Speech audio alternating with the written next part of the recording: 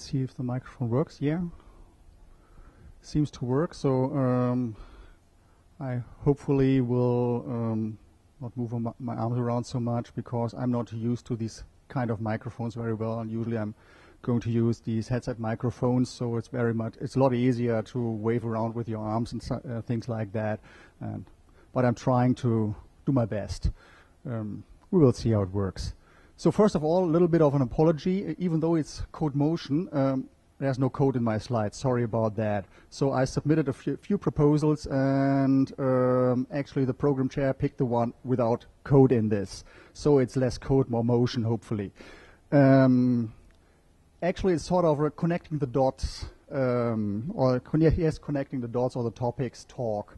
So I try to talk a little bit not about how you should implement DevOps, but what DevOps is more or less doing for you and how it connects with a lot of other things that you hopefully already do or are willing to pick up very soon. So, yeah. So, last word of warning, it's usually, and we have about, say, 35 minutes for that, so it will be quite dense.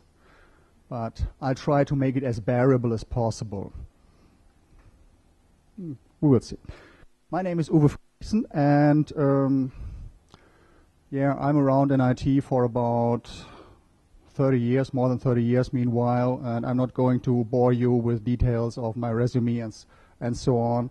And the slides of my talk, where I will publish them on my SlideShare account. We'll come back to that slide at the end. If you like to have that, I will probably publish them tonight, and the organizer also going to publish the slides, so you can read them up later. Let's dive into the topic. So let's first look into where we are now. So if we look around, I just picked one slide of our company presentation. So I'm working for Codecentric, and so buzzwords all around, every day new buzzwords, and we are still quite focused in what we're doing and still enough for a full sheet of bullshit bingo. And so if you broaden up the area, still a lot more stuff to cover. But if we try to look behind those buzzwords, we see a few trends which are emerging and which are haunting us as IT departments or companies. So first thing is, things are getting faster all the time. We have less time to deliver our stuff. And of course, it should be cheaper all the time, which is not the best idea sometimes, but anyhow, you have to be faster and you get less money all the time. And then most companies are haunted by this thing called digitization or digitalization. Unfortunately, most of the companies have no clue how to deal with that. They just say, we have to pick that up, or the IT department pick that up, and whatever you do, but do something about that. And then are also these disruptive technologies like big data, mobile, Internet of Things coming up, and all that stuff. And IT departments are usually even more clueless about that, how to pick that up. And then every week there's new technology that also the IT departments have to pick up. That's basically the state of affairs for most IT departments I see at the moment. And then, on the other hand, to end up the setting, we've got DevOps. And DevOps is a great thing. I mean, you ask 5 people about it, and you get about 12 definitions. And most of them are wrong, actually. So it's perfect confusion of ideas. I just wrote down a few of the things I heard along. So when I was running around, in consultancy with some companies, and yeah, it's terrible actually. So just a quick definition of DevOps, and I will stick to the DevOps Bible. So the Phoenix Project, great book by the way. If you don't know it yet, get a copy somewhere from a friend or wherever and read it. It's a novel about a company which is in deep trouble actually, and which is saved by DevOps. So, but yeah, it's got a happy end, so it's worth reading it. And what they're saying, and that's what I'm going to stick to for the next 35 minutes, is here. quick definitions. So they're defining DevOps by 3 ways. The first way is system thinking. You have to consider your IT department as a value chain, and it starts with an idea, usually a business idea, and ends at the customer. And you have always to look at the whole chain. So, and what you're trying to achieve is you're trying to maximize the flow in terms of that you try to minimize the cycle time, the time you need for an idea getting out to the customer. So a new idea and everything in between. And you try to optimize that holistically. You always look at the whole value chain, no local optimizations without having a look at, will this help us along the line? The second thing is amplifying feedback loops. Most people only think about this one. So ops coming up and saying, oh, Dev, what you did there, you thought that was a great idea, but actually in production is not that great, this idea. But it's about all kind of feedback loops. So whenever you figure out downstream, the value stream, that something isn't working properly, you give the feedback back to the place where the problem, the issue was created, and you make sure that you build up a knowledge over there that you prevent it from happening again. And this will, of course, only work if you've got a shared pain and shared goals for everyone. And I will come back to the outcome thing a little bit later. And the third way is this culture of continual experimentation and learning. So basically, entropy never sleeps. And whenever you're not going to fight entropy, entropy is eventually going to win. And to become quicker and to become faster and to speed up your cycles, you have to continually improve your value chain, and you have to spend time in doing that. So you have to, the recommendation, the rough recommendation is to spend about 20% of your available cycles, so of your available time, into non-business requirements, into making things better. It pays out later because you're becoming quicker, faster, you can respond better, and so on. Okay, now that we've set the ground, let's come back to the title of the talk. Why is DevOps not enough? And to answer that, I have to go back a bit into history. Usually, so this will be very dense, will be very short, so just about 10 minutes. Usually that's about 1.5 hours when I'm doing workshops. So yeah, we can talk about that later in the break if you want to have more details. But 2 of the 3 stories, usually I'm talking about 3 stories: the evolution of markets, the evolution of organizations, and the evolution of IT. I'm just going to talk about briefly about the evolution of markets and IT today. Here's the bathtub curve. Let's explain that quickly. We start somewhere where IT wasn't basically invented, but as history is repeating in IT, so I'm also going to talk about a little bit about that one. So pre-industrial era. It was the age of craftsmen. Somebody wanted to have something, went out to a craftsman, and the craftsman produced it, tailor-made, perfectly made, and great solution. So basically the mastery, how good the craftsman was his key to success. Problem back then was it didn't scale and it was quite expensive. I mean, it still is today if you're going out to a craftsman. So yeah. Then industrial mass production came up. And there's a relation. If you are lowering the price by 50%, you can reach out to about, I'm not sure about the number anymore, 10, 20, or 50 times the number of customers. So it really goes up. And this produced a market where supply was lower than demand. So lots of demand, and as long as you had a reasonable product, you were able to sell it. It was great, and so your problem basically was to cost efficiently scale your production, to scale it up. So your key to success is get more done with less money. Sounds familiar, doesn't it? Yeah. Many organizations still think that way today. But markets changed. Due to effects like globalization, internet business, and some other drivers, one branch after the other, the demand wasn't higher. The demand wasn't higher anymore than the supply. So there were more competitors per customer around, and the customers became sort of, let's call it, picky. They went with the best supplier, and so after a while, the markets became narrow and very dynamic, and your basic challenge wasn't anymore to cost efficiently scale your production, but to have the right thing around that your customers are going buying. So you have to continuously respond to your to the changing demands of the markets of your customers. So your key to success is the continuous communication with your customers and respond to it. So always trying to be fit for your market and always going with the changing needs and demands of the market, which is very different actually than what we had before.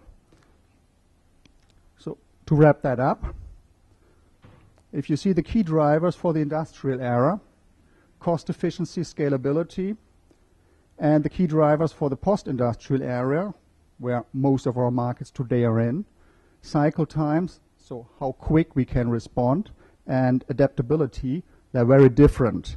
So while the first thing is more about efficiency and scale, the second one is more about effectiveness and speed.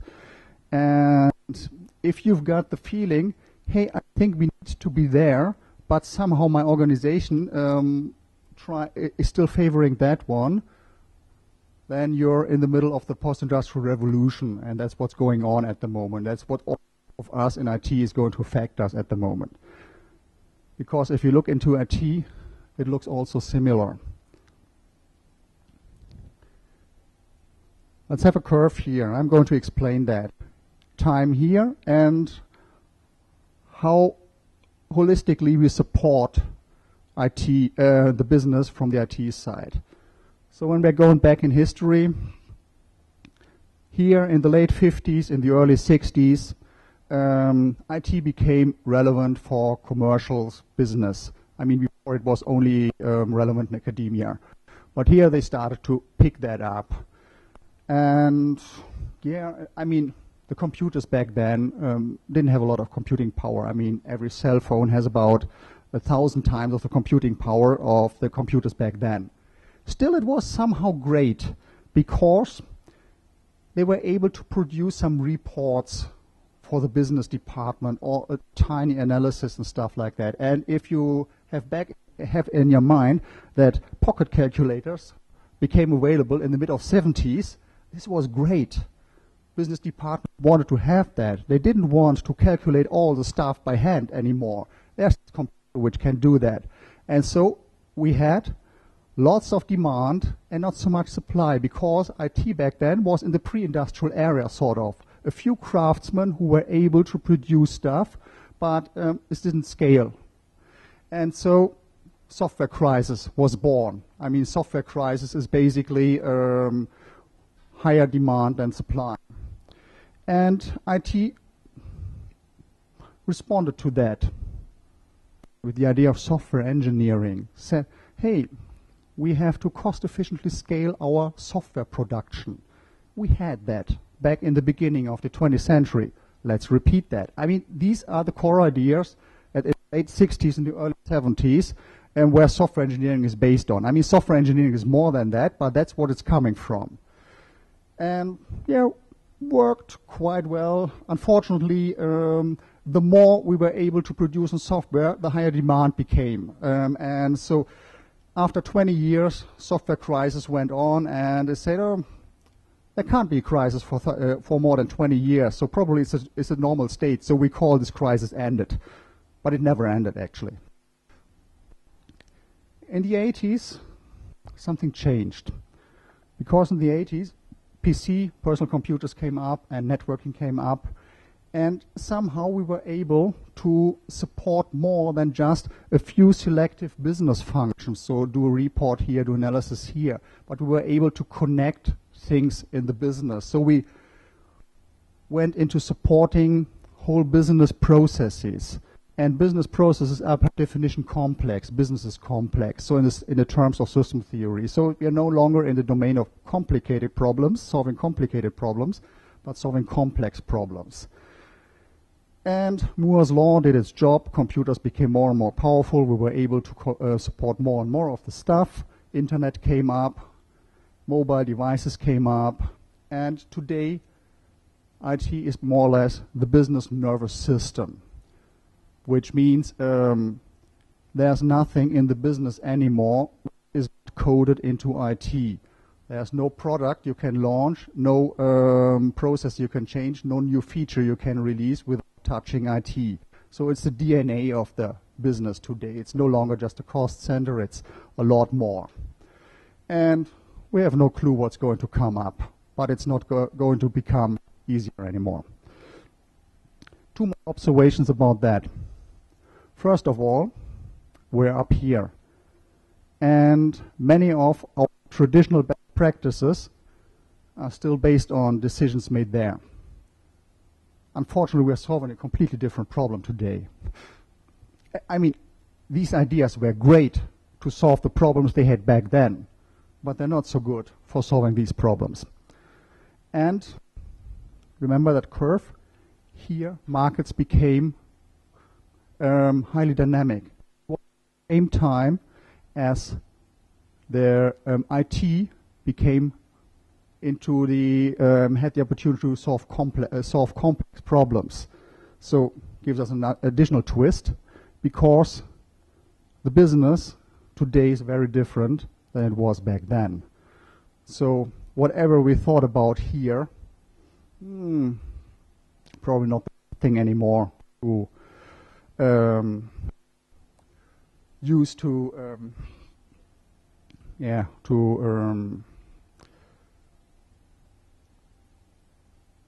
base the decisions we're doing on.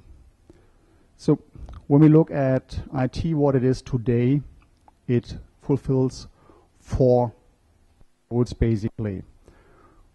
If we have the market here, business there, first of all, it's the nervous system I talked about. Everything of the business system is coded into your IT. Second role is IT is a differentiator today. Disruptive technologies enable new business models and very different business models. Airbnb, Amazon, and Uber wouldn't exist without IT. And different business models and a lot more. IT becomes a product itself. Digitalization means we're no longer just supporting business, we're becoming business. We are the product, basically. So we are between business and market, which gives us different requirements for availability and reliability and everything. And last but not least, it's the medium for the continuous conversation I talked about. If we want to have feedback from your customer, you're not going to your customer, you're looking at Facebook or Twitter or something else, if they like your product or not. So that's where you engage with your customers today. To wrap up, IT today is a key success factor to survive in this new kind of markets, and the traditional best practices are counterproductive usually to solve our challenges we have today, because they solve a completely different problem. Which means we more or less have to rethink IT from scratch. Let's do that for a few minutes. Again, sorry for just a few minutes, but again, very compressed way. Let's first have a look at the new drivers. What drives change in IT? We've seen most of them are basically 3 drivers we have to take care about. First is this post-industrial markets, highly dynamic markets, economic Darwinism, ideas like lean startup, lean enterprise, continuous design, and so on. They're going to respond to this challenge, basically. Second driver is digitization, IT becoming a product. So part of this digital conversation, social media is playing into it, and also very new concepts which are emerging, like contextual computing, are going to play into that, so that your devices are communicating with the environment and changing their capabilities based on the other devices they can connect to. And still emerging. Very new one, but there's a lot to come. And I know about some big companies investing lots of money into pushing that. And the last one is this disruptive things, this idea of innovation through disruption. So we had cloud, mobile, IoT. We have some other trends. Probably storage class memory will give us a big shift in the way we write applications. We have this big data analytics, which leads to data-driven enterprise and so on. So very different ways of doing IT, basically. And all these things are inflicting change onto the IT departments. So this old goal of being cost efficient and making as few errors as possible do no longer hold true.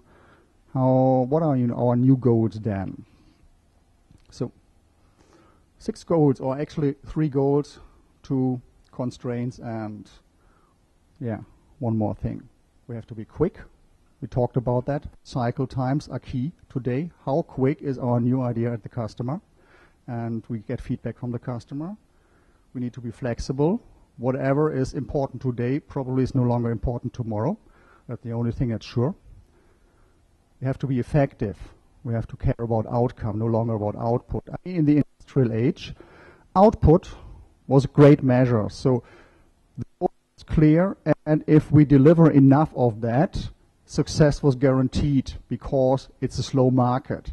In a highly dynamic market, output is irrelevant because we have no idea if the customer is going to pick up whatever we're going to deliver. So we can deliver 1 million lines of code, lots of output, and our customers are completely rejecting it. No value at all.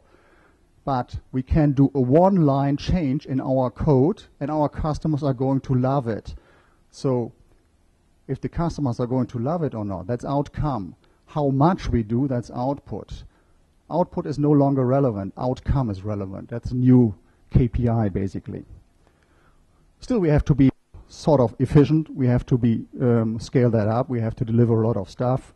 Reliable. Think about IT becoming a product, digitization, high availability and reliability, and to improve continuously because, as I said before, entrepreneur sleeps, and your competitors also are not going to sleep. So in other, here, a little bit shortened, 3 key goals, 2 constraints, and always improving. That's it. How do we get there? Would be also a long story. Let's cut that short. Here are some of the building blocks to get there of our new IT. In terms of processes, it's DevOps. Here we are. And agile and lean, the concepts, design thinking. Feature flow is basically the idea that projects are too slow for getting quick feedback. So we have to push features through our IT value chain. And the best in class are in a sub-day range. So they push their new features out from the idea to the customer in several hours. Usually. Of course, they also changed the way they do their feature request. They are going with a lot smaller features. And so there is a lot of implications in that feature flow thing about the way how you collect ideas, how you make them implementable, and how you organize them, how you make sure that the teams are going to pick that up, and so on, just to say that briefly. On the organizational level, DevOps also has a big impact, and we will end up with autonomous teams, which has all the skills in there which they need. They take over end-to-end responsibility, and the automation of course, also changes a lot of the way our departments are going to be organized. Technology, yeah, that's usually what we all love, but that's just part of the story. Basically, what I put in here, there's a lot of stuff missing, of course, is all that stuff which helps us to support this kind of organization and processes that we need in the futures. So cloud automation, microservice heterogeneity, and resilience, just about supporting autonomy on organizational level, more or less, and this quick feedback cycles. People are often forgotten, but usually if you're going to fail, it's because you forgot to think about your people. Good enough is no longer good enough, so we need craftsmanship, we need empathy, T-shaped thinking, the willingness of responsibility, curiosity, mastery, which also has a lot of impact on the organizations, actually, because they have to support that and to enable that. It's not just saying, hey, you're doing it wrong, guys. And it's more or less, it's actually, what am I doing wrong as an organization, as a company, that my employees are not going to pick up these values. All that stuff also needs different governance model. The nice thing is that the idea is around for about 20 years with Beyond Budgeting, fits perfectly. Short word about lean AAM. So I'm not talking about this enterprise architecture management in terms of let's buy an expensive tool, draw a lot of pictures and then complain because nobody cares about. It's more about that we have that shared vision and all these autonomous teams have somehow to play together. What's the minimal set of agreements that we need between the teams? So how do we fill the space between the teams that they can collaborate and that their software results also can collaborate? And usually you don't make up another ivory tower team, but you have representatives from your teams in there. So that's just to explain that. And yeah, adaptation, systemic optimization and continuous improvement. So these are the building blocks for the new IT. Many of them are probably familiar. Yeah, we can do, sometimes we can also misuse that slide for a hype bullshit bingo game or something like that. But they all have their place in this new IT. So last question is, what's the role of DevOps in here? I said DevOps is not enough. It's clear if we go back to that slide, it's not only about DevOps, we need all of that stuff to implement that new IT. But how is going to add DevOps, how is that going to support you? So we talked about the 3 ways, and if we think about that seriously, we figure out that DevOps is first of all going to be a reorg of our IT department. I mean, we are coming from this Tayloristic approach here, so specialists along the value chain handing over their results via a process from one to the other, everybody being responsible for one small piece in my value chain. And this doesn't work very well with the DevOps idea of holistic or optimization. And because the whole department is too big to become just one team, you usually end up with cross-functional teams which are organized by business capabilities. So it turns your organization from this to that. And sometimes you have this DevOps 2.0 where you have this platform team, everybody needs compute, storage, network, and maybe database and stuff like that. And important thing in here, if you set that up in a DevOps organization, they make offers to the other teams. The other teams can pick them up. They are not required to pick them up. As soon as you are required to pick up what's there, you're doing it wrong. And they, of course, offer it via an API. But that's just the beginning. So DevOps is a great change driver, in my opinion, for this new kind of IT organization. So I sketched that out a little bit here, saying, yeah, we like this DevOps idea, let's try to implement them. Here we are, DevOps. And very soon the questions start to rise. I mean, we've seen the first one. Yeah, this organization doesn't work that well, so we have to organize a little bit differently. And we end up with these cross-functional teams, which are organized by business capabilities. And then we say, yeah, but it's all about cycle time, so how can we make them faster? Let's give them autonomy. So, and of course also give them the responsibility for what they're doing. So get away from the command and control pattern. But still, we want to manage them somehow. How are we going to do that? Because they have the responsibility. It's no longer that we have the responsibility. We're picking up the ideas of decentralized control, so no longer doing command and control, but going with goals and constraints, which is very different, actually. Yeah, now that we're having that, the one part of the loop, how can we still do the controlling, figuring out if they're on the right track? I mean, up to now, we always optimize our controlling about output, and it doesn't work anymore, which leads us to outcome-driven controlling. Darn, most of our traditional governance model has already gone toast with all that, so we have to rethink the rest of it also. And here we end up with the ideas of beyond budgeting. Yeah, okay. Now we talked about organization, process, and governance a little bit. Let's go to technology.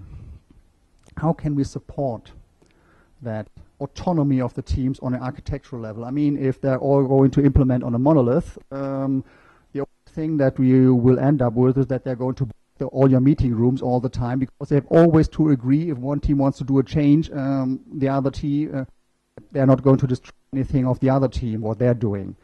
So yeah, of course, we are ending up with something like microservices. Not necessarily microservices. What's important is that you can independently evolve your software. Use microservices, use self-contained systems, use whatever you like. It's these two properties which are important in here. And still we are thinking about cycle times. How can we help the teams to get faster on the technological level? We allow them to choose the technology. Heterogeneity is okay right now. I mean, they have the end-to-end responsibility for what they're doing. So if one team decides that Java isn't the best choice in the world, yeah, that's fine. Okay. But we still have the problem that our provisioning model is way too slow, because now they are really fast, but getting a new test server still takes a few months. That's not a good idea. So yeah, sure, cloud and containers to the rescue. We don't have to talk about that. I mean, the whole thing about cloud is the provisioning model.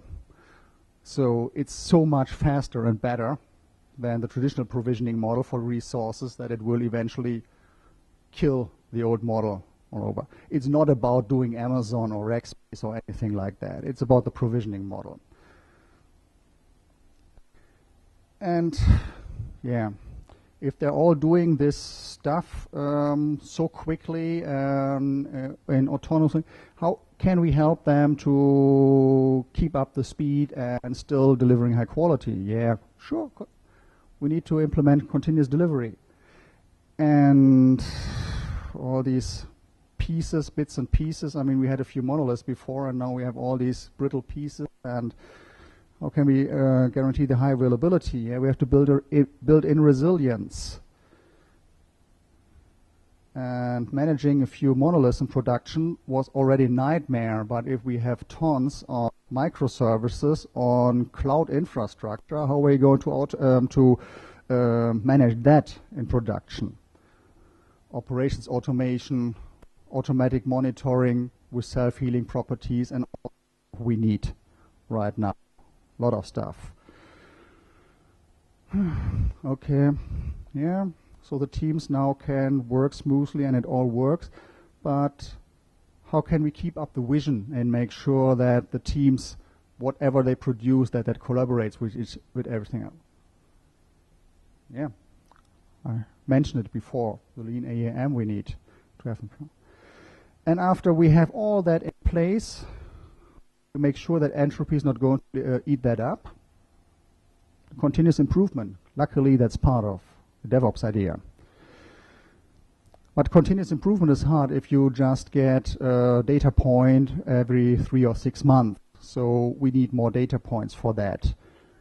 We need quick feedback loops, but quick feedback loops, that's easier said than done. So how can we establish these quick feedback loops?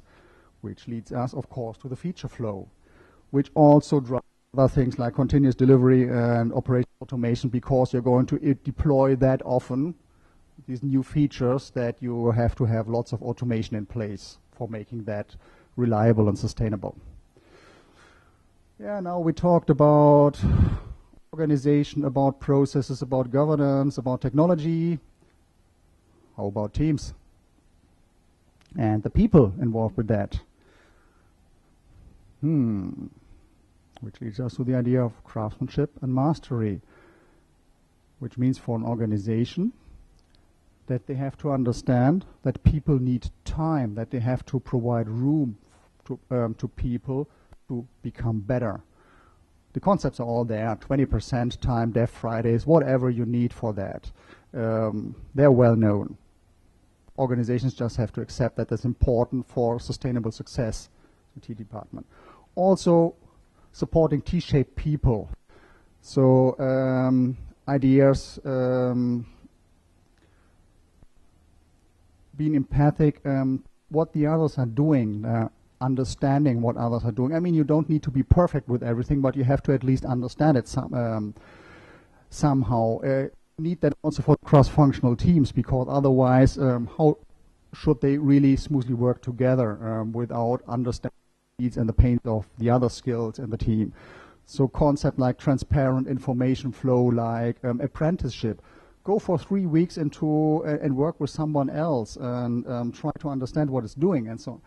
All these can help to build that up. And last but not least, spark curiosity in your employees. Many managers I've heard that, these are great ideas, but people won't do that. They're not good enough for that. Usually they are good enough for that. They're even better than you think. It's usually the culture that you set up that killed all curiosity in your people and the willingness to pick up responsibility and all that. So this is not complete, this picture, and a lot of errors are missing, and already perfect confusion of concept. The core idea about that is all the things are related to each other. You can do the things individually on their own, but you won't have a big effect with that, because all these things are not going to add up, they multiply up. And all these building blocks are going to build this new kind of IT, which helps us to solve our problems of today. And DevOps, basically in here, is the perfect driver for the implementation. Because DevOps, a great starting point, if you start with that, you can also start with other things, but I think the best thing to start is with DevOps, because that drives continuous evolvement of the ideas. And you will eventually end up with all the other ideas, actually. Let's wrap up what we talked about in the last 40 minutes. First of all, we've seen that the markets in the IT has changed, and especially the role of the IT has changed a lot. Meanwhile, we've seen that there are new drivers for change and new goals that we have to respond to from point of view of our IT organization, and that there are a lot of new building blocks out there. I mean, we all know them, but we have to set them up and use them. And DevOps is not only going to result in a reorganization of your IT, but it also is great to drive that implementation of the new IT. So, a bit of recommended reading. At the end, you can download the slides. There are a lot more books. These are just some of the books which are going to emphasize some of the ideas I've talked about of these building blocks. And so I'm almost in time, or also too late a little bit. So it's perfectly 5 o'clock. Thanks a lot for your time and your attention. First of all, that's all I have to say.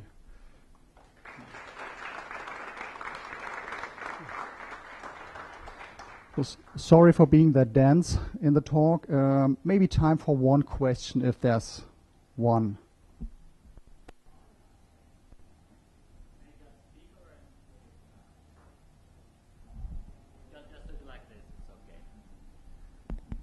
So thank you for your presentation, and it's the first time I hear about lean enterprise architecture management. I mean, I tried to Google for it, but I couldn't find any English resources. It looks like something you just made up in Germany. So if you can please mention some reference, it would be great. The question was that there wasn't anything to find about this term lean enterprise architecture management, and that it looks like if I just made it up or not. Yeah, it's the way I describe the idea usually. They say we still need this concept of enterprise architecture management, but it's got a different idea behind it because it's a supportive idea and not a controlling idea anymore. So it's not going to dictate how you have to evolve your landscape and what technologies to use, but trying to keep up the autonomy of the teams as much as possible and just help them to develop the minimal amount of guidance that you need in order to collaborate towards a common, a shared vision, a shared goal. So this minimal set of technology standards that all teams agree about, we all communicate between our technologies using REST, for instance. It would be a simple one or something like that. And make sure that we are still working towards the same goal on technological level. That's it, basically. So if you have a better term for that, give me that one. I use that one just to make sure it's not the traditional AAM that we're talking about. Okay. Thanks a lot once more.